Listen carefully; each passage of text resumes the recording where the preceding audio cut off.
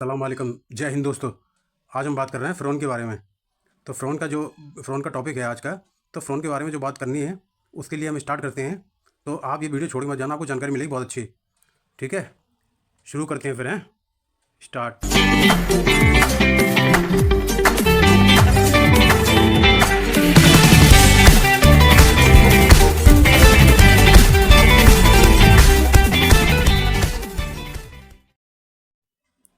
दोस्तों, मिस्र और मिस्र के आसपास जितने भी मतलब आसपास जो देश हैं, वो सारे देश मतलब करीब 7-8 मुल्क को जो है मिला के एक मुल्क मतलब उसने बना लिया था फ़िरौन ने।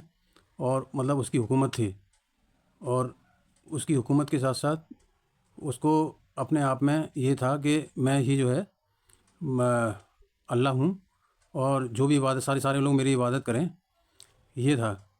तो एक बार क्या हुआ कि मैं ये बता रहा हूँ कि इसकी मौत कैसे हुई, और कुरान में बहुत पहले से लिखा हुआ है, यानी कि मतलब 1400 साल पहले कुरान में जो मेंशन है, वो जो है इसकी जो है बिल्कुल पक्के तौर पे मालूमात हो जाती है। कैसे कि जब ये मान लें कि ये क्या नाम है, ये मूसा अलैहिस्सलाम जो थे, तो उनसे जन्म से थोड़े से पहले की बात है। ये फ़िरौन जो था, थोड़ा सा मैं इसके बारे में बता दूं कि ये क्या करता था कि जो भी इसकी इबादत नहीं करता था, ये सबसे कहता था, मतलब जो भी इसकी इबादत जो है मंजूर नहीं करता था, एक्सेप्ट नहीं करता था, तो उसको ये ज़िंदा जो है अंदर दफन करवा देता था। बहुत ही ज़्यादा जुल्मी था। ये अपने आप को मानता था कि मैं ही जो है अल्लाह हूँ, मैं ही सुपर पावर गॉड हूँ, और इसे लगता था कि मैं कभी भी नहीं मरूंगा। इस तरह से ये करता था, और इसको लगता था कि मेरे सिवा कोई अल्लाह नहीं है पृथ्वी पे, दुनिया पे, कायनात पे। तो इसने क्या किया कि इसको ये सो रहा था, तो एक दिन इसे सपना आया रात को कि कोई एक बच्चा जो है जन्म जो है लेगा, और वो बच्चा जो है तेरे को जो है तेरे को चुनौती देगा, तेरी सल्तनत को चुनौती देगा।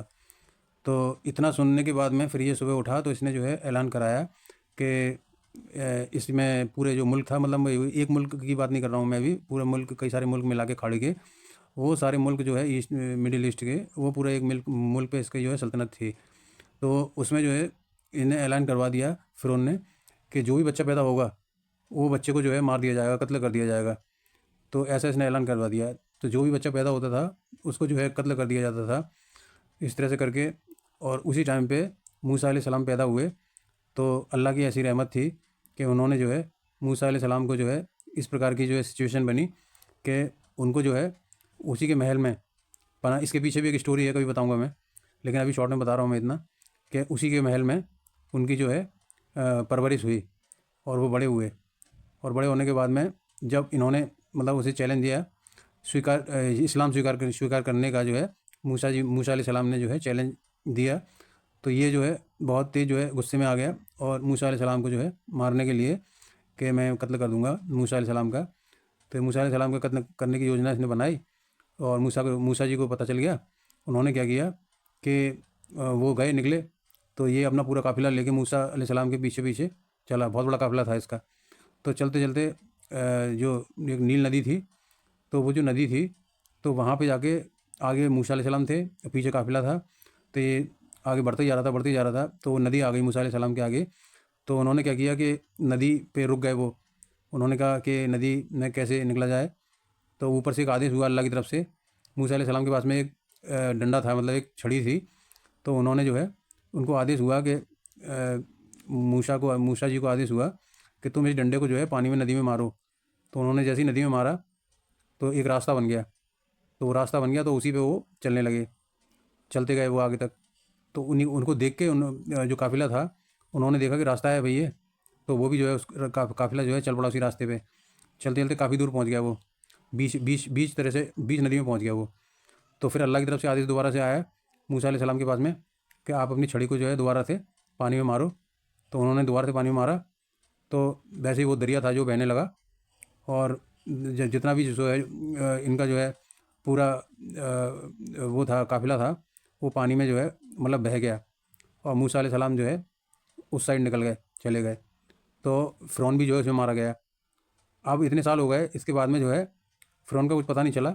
लेकिन जब 1881 की बात है कि जो आर्कियोलॉजिकल सर्वे वालों ने जो है ASI की टीम ने वहाँ पे सर्वे किया जब, तो वो कुछ काम कर रहे थे मिस्र में, तो उन्होंने देखा कि खुदाई के समय पे एक बॉडी निकली। तो बॉडी को उन्होंने निकाला, तो वो बॉडी जो है इसी की थी, फ़िरौन की बॉडी थी वो। और उसको जो है निकाला, निकालने के बाद में उसको जो है सरकार के हवाले किया। तो उन्होंने इसकी जांच की, देखा फ़ोटो भी था, वो सेम बॉडी थी, सेम शक्ल थी, और इतने सालों तक महफूज थी वो। तो बड़े मतलब आश्चर्य करने वाली बात थी। तो उसको जो है फिर उन्होंने फ्रांस के लिए भेजा। फ्रांस के एक वैज्ञानिक थे, उन्होंने कहा कि ऐसा है कि इस बॉडी को जो है तुम मुझे भेजो, मैं इसका जो है पूरा पता लगाऊंगा, डीएनए वगैरह करके जो भी कुछ है करके। बहुत मशहूर वैज्ञानिक थे, उनका तो बहुत ज़्यादा, मैं बोलूँगा तो 1 घंटा लग जाएगा कम से कम। तो उन वैज्ञानिक ने बोला, लेकिन क्या हुआ कि फिर पासपोर्ट का चक्कर पड़ गया कि पासपोर्ट के बिना कुछ नहीं होगा, बॉडी नहीं जा सकती। लेकिन फिर ये हुआ कि तय हुआ कि पासपोर्ट बनाया जाए। तो डेड फ़िरौन का जो है पासपोर्ट बनाया, उसमें भी किंग लिखा गया, किंग फ़िरौन। तो पासपोर्ट बनाने के बाद में बॉडी पहुंची वहाँ पे। तो पहुंचने के बाद में वो वहाँ पे बॉडी वगैरह देख रहे थे, और उनके साथी के साथ में एक फ्रेंड और था उसके साथ में। तो उन्होंने पूछा, यार इतने दिन से बॉडी सुरक्षित मतलब कैसे रही होगी? तो उन्होंने कहा कि ये तो सुरक्षित रही रही होगी, ज़रूर रही होगी, क्योंकि इसका तो वर्णन जो है उसमें भी लिखा हुआ है कुरान में।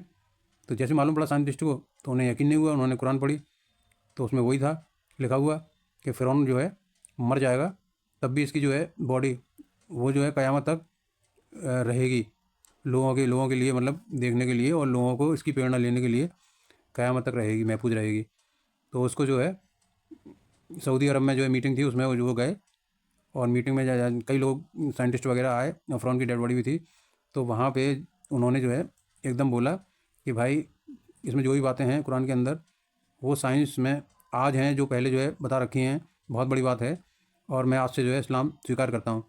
तो उन्होंने जो है इस्लाम को जो है स्वीकार किया, कलमा पढ़ा उन्होंने, और फिर उसके बाद में उन्होंने 10 साल तक इस्लाम के ऊपर काफ़ी जो है क्या नाम है उन्होंने रिसर्च करी कुरान की। और वो जो है ये वाक़या था। फ़िरौन की जो बॉडी थी उसको जो है म्यूज़ियम में रखा गया, अभी भी मिस्र में म्यूज़ियम है, तो वहाँ पे जो है रखा गया। तो और भी जो पहले का जो म्यूज़ियम था, फ़िरौन के अलावा जो महल था, जो उसमें भी जो लोग मारे जाते थे फ़िरौन की फैमिली के, वो सब ताबूत में थे, जैसे सोना चांदी अपना संग में लेके, उन सबको भी जो है साथ में रखा गया। तो उन सबको जो है सारे ताबूतों को इकट्ठा करके म्यूज़ियम बनाया गया, और उस म्यूज़ियम में सारे लोगों की जो है डेड बॉडियाँ अभी भी महफूज हैं। और डेड बॉडियों के साथ में ये लोग क्या करते थे, जो भी सोना चांदी होता था वो सारा अपने साथ ही रख लेते थे कब्र में। तो वो सरकार ने क्या किया कि वो महल से उस कब्र को जो है मतलब थोड़ा सा मॉडिफाई करके पहिए वहिए लगा के उनको बाहर निकाल के म्यूज़ियम की शक्ल देके, और उसको जो है म्यूज़ियम में आप लोग भी देख सकते हो, उस म्यूज़ियम में बिल्कुल है। और मैं ये आप जो मेरा वीडियो चल रहा है नीचे देखो, इसमें आप जो भी चीज़ें देख रहे हो आप, ये सारी चीज़ें उसी की एक झलक हैं। तो कभी आप देखें उस म्यूज़ियम में जाके, तो आपको बहुत सारी जानकारी मिलेगी। अभी मैंने आपको इतना बताया, इसके लिए मुझे, अगर वीडियो अच्छा लगा हो तो एक लाइक करना। और बाकी सच दुनिया के सामने आ गया पूरा कुरान का। जो लोग सोचते थे कि नहीं ऐसा कुछ नहीं है, उनके गाल पे एक तमाचा लग गया है। इसी के साथ मैं अपना वीडियो समाप्त करूँगा। खुदा हाफिज़।